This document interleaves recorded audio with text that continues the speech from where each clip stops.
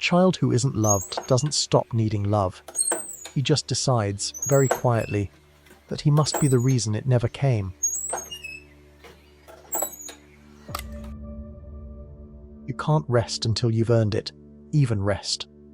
You work past exhaustion and still feel like you owe something. A compliment lands, and you deflect it before it can touch you. Underneath, a quiet voice whispers you're never good enough, and you've carried it so long it feels like your personality, not a wound. This is what growing up unloved does. The unloved child, once invisible, becomes the misunderstood adult, still proving they deserve the space they take. And nobody ever told you when the earning was supposed to stop. If you already feel this landing somewhere in your chest, subscribe before we go any further. Some things get easier to face the moment you realize you were never the only one carrying them. What if the thing that makes you feel so hard to understand isn't a flaw in you, but a map of everything you had to hide just to feel safe? Carl Jung spent his life studying exactly this: the self we bury young and the shadow it quietly becomes.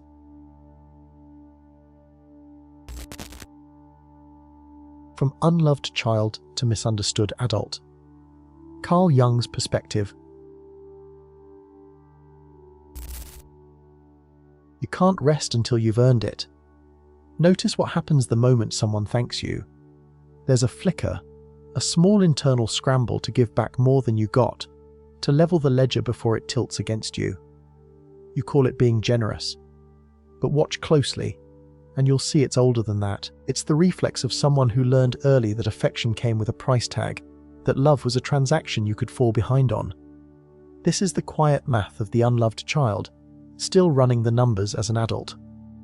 And that math shows up everywhere, doesn't it? In how you can't just receive a kindness, a gift, a moment of being chosen, without immediately wondering what you owe. You over-explain. You apologize for taking up space. You feel this low hum of feeling like a burden even when no one's asked anything of you. People-pleasing isn't a personality quirk here. It's a survival strategy wearing a friendly face. And somewhere underneath all that giving, a single question waits, unanswered. But this didn't start with you. To understand it, we have to go back. To a house you might barely remember, where love had conditions you were too small to name. Maybe it arrived only after good grades, or a clean room, or a smile you didn't feel. Maybe it vanished when you cried too loud. A child can't survive believing the people they need don't love them, so they draw a different conclusion, a quieter one. I must not be enough yet. Sit with the genius of that for a second. A child with unmet emotional needs can't change the parents, can't leave, can't demand better. So the young mind does the only thing it can: it makes the problem solvable. If love has to be earned, then earning becomes something you control. Suddenly there's hope. Work harder, be quieter, be more useful, and maybe the warmth comes back. It wasn't weakness. It was a brilliant strategy for a world that gave you no other door. Here's where Carl Jung offers something the rest of us missed. He noticed that when a child learns which parts of themselves get love, they slowly build a mask to show the world, a curated self, agreeable and impressive. Jung called this the persona. But every trait the mask hides doesn't disappear. It gets pushed down into what he named the shadow self. So the false self performs, while the real one waits in the dark, exiled for the crime of being too much. And here's the cruel twist. The better the mask works, the lonelier you become. Because if people love the polished version, the helper, the achiever, the easy one, then their love never quite reaches you. It reaches the performance. You end up surrounded by warmth and starving inside it, desperate to be understood by someone who's never actually met the person behind the act. That's the ache of the misunderstood adult, seen constantly, known rarely. And you start to wonder if the real you is even lovable at all. This isn't only in your head, either. It lives in your body. Growing up in a home where love felt unpredictable trains your nervous system to stay on alert, always scanning, always braced. Years later, a delayed text or a shift in someone's tone can flood you with dread that makes no logical sense. That's nervous system dysregulation, not overreaction. Your body learned that safety could vanish without warning, so it never fully stood down. It's still guarding a door that closed decades ago, wondering what it missed. Go back there for a moment. Picture the child you were, reading the room before you'd even taken your shoes off. Was the front door going to open into laughter today, or into that heavy silence you learned to fear? You got so good at walking on eggshells that vigilance stopped feeling like a skill and started feeling like you. These are attachment wounds, not dramatic, often invisible, just the slow accumulation of a child learning that the people they loved weren't safe to relax around. And sometimes the wound wasn't loud at all. There was no shouting, no chaos, just an absence. A parent who was there but not really there. Childhood neglect doesn't always look like harm. Often it looks like nothing happening, over and over, when you needed something to. You'd walk in with news, with a drawing, with a feeling too big for your chest, and meet a distracted glance. That's how feeling invisible gets wired in, not from cruelty, but from 1,000 small moments of not being met. There's a study that shows just how early this registers. In 1975, psychologist Edward Tronick ran what he called the still face experiment. A mother plays warmly with her baby, then on cue, goes blank, a flat, unresponsive face. Within seconds, the infant strains to win her back, reaching, calling, then finally collapsing into distress and withdrawal. Seconds. That's how deeply we're built to need attunement. So imagine, for a moment, what happens when the still face isn't seconds long, but years. That still face, stretched across a childhood, teaches a lesson no words ever say out loud. Expressing a need is dangerous. So the child stops. Not consciously, it's subtler than a decision. The reaching just quietly powers down. This is one of the oldest defense mechanisms we have, and it's devastatingly effective. If you never need anything, you can never be disappointed. If you go numb before they can, the wound feels smaller. But something essential gets locked away in that trade, and you spend years wondering where your feelings went. That locking away has a name in how it feels day to day: emotional numbness. People assume numbness means feeling nothing, but it's closer to feeling everything through thick glass. You watch your own life from a slight distance. Someone asks how you are, and you genuinely don't know. You've been managing others' weather so long you lost the instrument that reads your own. This was protection. Once. A child who couldn't afford to feel the full weight of being unmet learned to turn the volume down, just to keep functioning through it. Let me tell you about one person who lived this. A boy who grew up in a house that wasn't cruel, just cold. A place where achievements got a nod and feelings got a change of subject. He became the reliable one, the kid who never needed much. He got the grades, the jobs, the praise.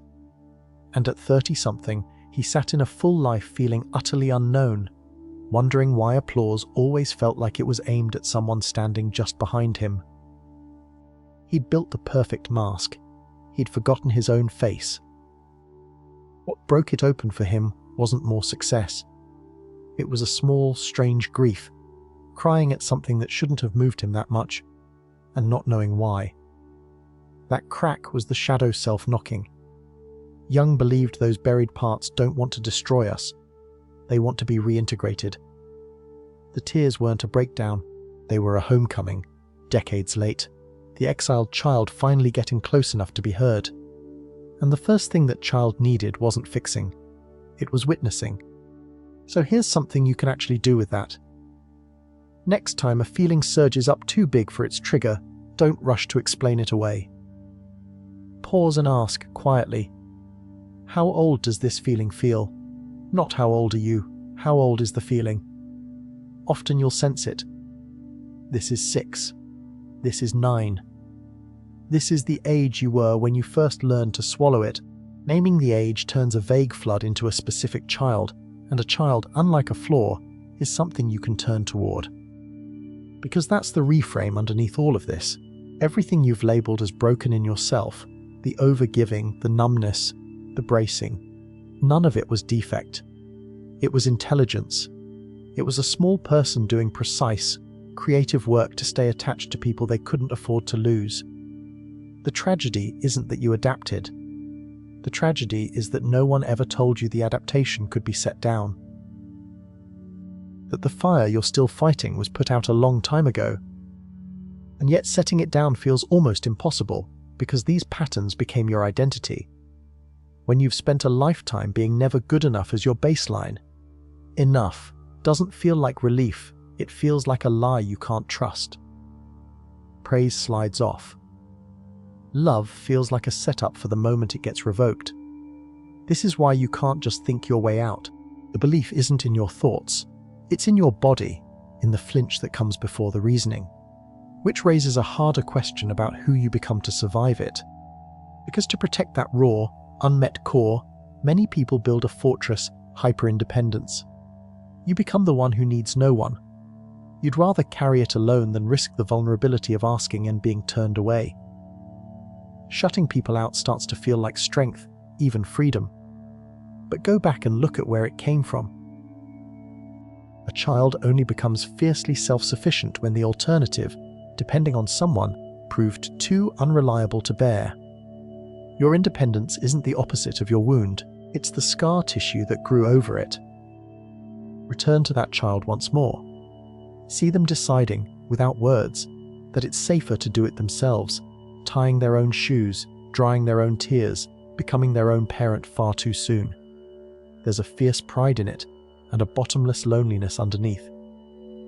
That child wasn't choosing strength over connection. They were choosing the only kind of safety on offer, and they carried that choice into every adult relationship, keeping one hand on the exit, bracing for a leaving they've already rehearsed 1,000 times. This is the heart of the mother complex Jung described, not blame aimed at a parent, but the imprint that early relationship leaves on how you expect love to behave. If closeness once came braided with disappointment, then intimacy itself starts to feel unsafe, even when it's finally offered freely. You sabotage the good thing. You test the people who stay.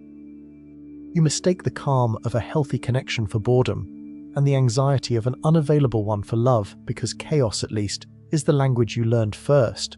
That first language runs so deep you'll recreate its grammar without noticing. And this is where the real work of individuation begins. Jung's word for the slow process of becoming who you actually are, underneath every mask you built to be loved. It doesn't mean burning down the persona, it means loosening its grip enough to ask a question you were never allowed. What do I want when no one's watching to approve? Most people go a lifetime without asking it. The fact that it stings to consider means part of you already knows the answer was buried alive. You can start unburying it in something as small as a page. Try this. Write a short letter to the child you were at the age this all began. Not to fix them, to see them. Tell them what you understand now that no one told them then. That they weren't too much, weren't too needy, weren't the reason love felt scarce. Watch what rises as you write. The resistance you feel, the lump in your throat, that's not weakness surfacing. That's a door you sealed young quietly beginning to open. Because here's what no one explains about inner healing. It isn't about becoming someone new, it's the opposite. It's reclaiming your worth from the verdict a scared, overwhelmed adult handed a child who couldn't argue back. That verdict was never true. It was just loud and early and repeated until it sounded like fact. And a lie repeated in childhood doesn't become truth, it becomes an accent. You can learn to hear it as an accent, not as your voice. And once you can hear it, you can finally begin to talk back. Talking back sounds like this in an ordinary moment. The old voice says you're a burden for needing rest, and instead of obeying, you pause and answer it. You say, "I hear you," and you learned that in a house that's gone now. This is what reparenting actually is, stripped of the jargon. Not a grand ceremony. 1,000 tiny moments of giving yourself the response you needed then, and answer differently now. Each time you do it, the child inside relaxes a fraction more, trusting that this time, someone finally stayed. And slowly, never all at once, something shifts in how you move through rooms. You catch yourself not rehearsing the entrance. You let a compliment land for a whole second before deflecting.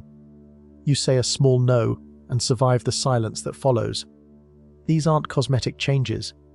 They're evidence that the nervous system is learning, at last, that safety no longer depends on performance. This is what finding belonging inside yourself feels like. Not fireworks, just the strange quiet of no longer auditioning for a love you already deserved. Go back one final time to that house. See the child at the door, still waiting for someone to walk in and finally get them. For years you thought the person who was supposed to arrive was a parent, a partner, someone out there. But the one that child was actually waiting for was you, the adult who could turn around, walk back through memory, and say the words no one said. I see you. I'm not leaving. Most people spend a lifetime waiting for the wrong rescuer. You just met the right one. That's the moment the shadow stops being an enemy. Everything you exiled to be loved, the needs, the anger, the tenderness, the too muchness, none of it was the problem. It was the part of you that kept the record of who you really were while the mask handled the world. Integration isn't defeating the shadow, it's thanking it and inviting it home. And when it comes home, you stop being two people, one performing, one hiding, and start, maybe for the first time, becoming whole, which recasts the whole story you've told about yourself. You were never the difficult one, the too sensitive one, the one who wanted too much. You were a child with entirely normal needs who happened to land somewhere that couldn't meet them, and who got brilliantly, heartbreakingly creative about surviving that gap. The misunderstood adult was never a broken person. They were a well-defended child, still standing guard over a wound the world never noticed. And the guarding can finally, safely end. So the earning stops here, not because you finally did enough, but because you see there was never a debt. Love was never a wage. It was your birthright, mislabeled as a prize by people who couldn't give it freely. Every hour you spent proving your worth was interest paid on a loan that was fraudulent from the start. You can close that account today, not by trying harder, by understanding, at last, that the small person who opened it was always, already, enough. And this is what coming home to yourself really means. Not arriving somewhere new, but stopping the long flight from where you always were. The unloved child and the misunderstood adult were never two separate people. They were one person, split by a gap in the middle, finally reaching across it to hold their own hand. You don't have to become someone worth loving.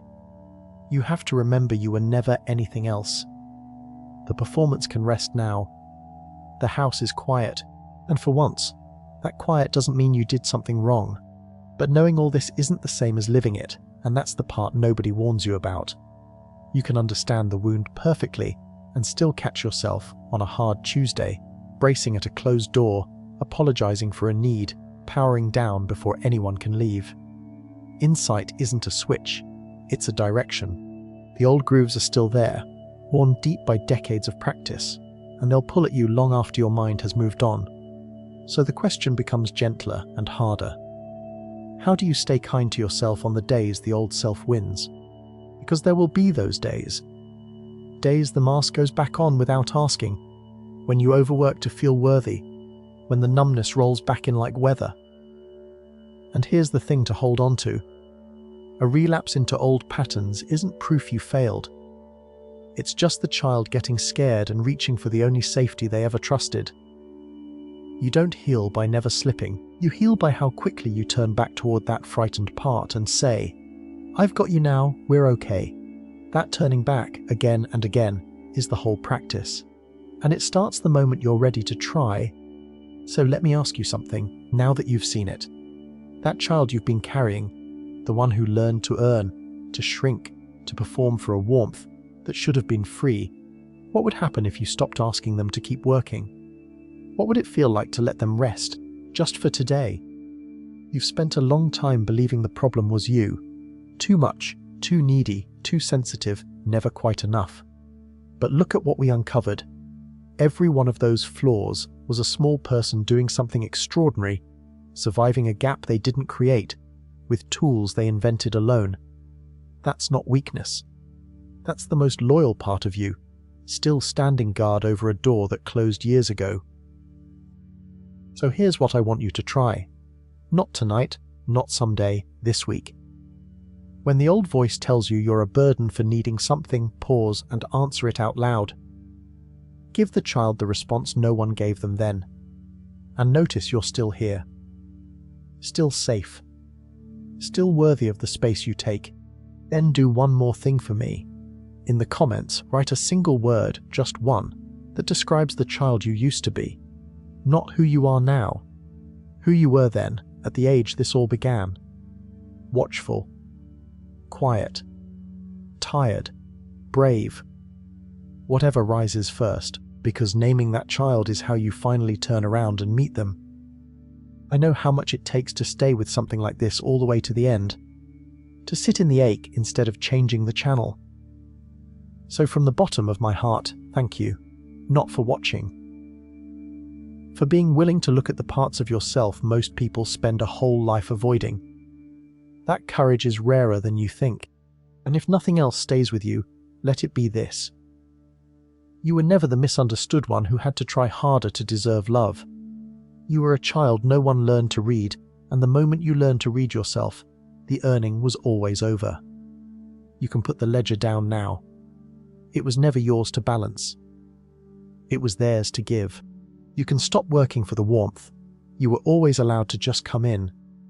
If this gave words to something you've carried without a name, there's more of it here.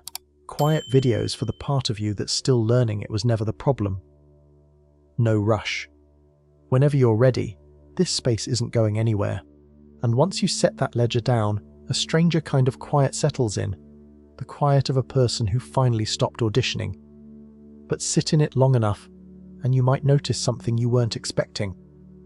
That child who learned to earn didn't learn it slowly.